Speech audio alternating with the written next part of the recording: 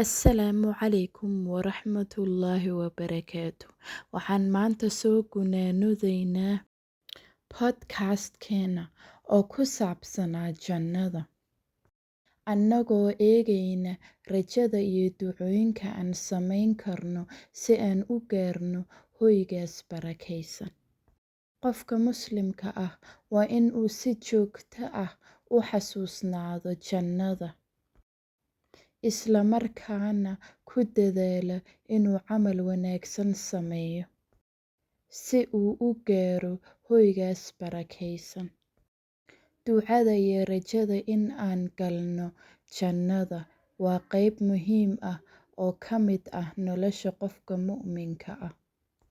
Waxaa muhiim ah in aan Allah Subxaanahu wa Tacaala ka barino in uu nagu daro kuwa jannada gelaya, oo aan camalkaas la imaano si aan u kasbanno raali ahaanshaha Allah Subxaanahu wa Tacaala.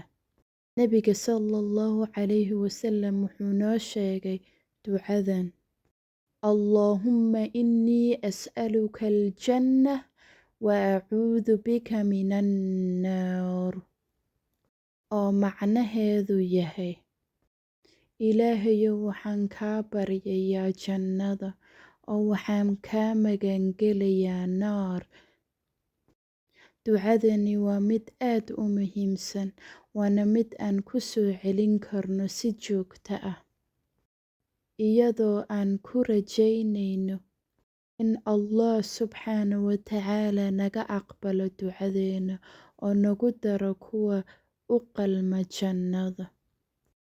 Jannada waa hoyga ugu dambeeya ee raaxada iyo farxadda.